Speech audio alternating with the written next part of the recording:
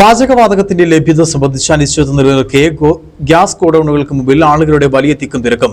Anakkara Bharat gas ഗോഡൌണിൽ ഇന്നലെ stock എത്തിയതോടെ ഏജൻസിക്ക് മുമ്പിൽ രാവിലെ മുതൽ നൂറുകണക്കിന് ആളുകളാണ് തിങ്ങിക്കൂടിയത്. ഏതാനും ദിവസങ്ങളിലായി മിക്ക ഏജൻസികളിലും ഗ്യാസ് സിലിണ്ടറുകളുടെ ലഭ്യത കുറഞ്ഞതും വരുന്ന ദിവസങ്ങളിൽ സിലിണ്ടറുകൾക്ക് ദൗർലഭ്യം നേരിടുമെന്നുള്ള ആശങ്കയും മൂലമാണ് 2 ദിവസമായി ഉപഭോക്താക്കളുടെ വലിയ തിരക്ക് അനുഭവപ്പെടുന്നത്. ചക്കുപള്ളം 6-ാം മൈലിൽ പ്രവർത്തിക്കുന്ന ഭാരത് ഗ്യാസ് ഏജൻസിയിൽ ഇന്നലെ സിലിണ്ടർ ലോഡ് എത്തിയതറിഞ്ഞാണ് നൂറുകണക്കിന് ആളുകൾ കാലിക്കുറ്റിയുമായി എത്തിയത്. ആളുകൾ എത്തിയ വാഹനങ്ങൾ റോഡിൽ നിറഞ്ഞതോടെ കുമളി മൂന്നാർ സംസ്ഥാന പാതയിൽ വലിയ ഗതാഗത തടസ്സവുമുണ്ടായി. നിലവിൽ ഗാർഹിക ആവശ്യത്തിനുള്ള സിലിണ്ടറുകൾക്ക് ക്ഷാമമില്ല എന്നാണ് ഏജൻസികൾ നൽകുന്ന വിവരം. എന്നാൽ വലിയ ക്ഷാമം ഉണ്ടാകുമെന്ന തരത്തിൽ അഭ്യൂഹങ്ങൾ പ്രചരിക്കുന്നതോടെയാണ് ഗ്യാസ് ഉപഭോക്താക്കൾ കൂട്ടത്തോടെ ഏജൻസികളിലേക്ക് എത്തുന്നത്.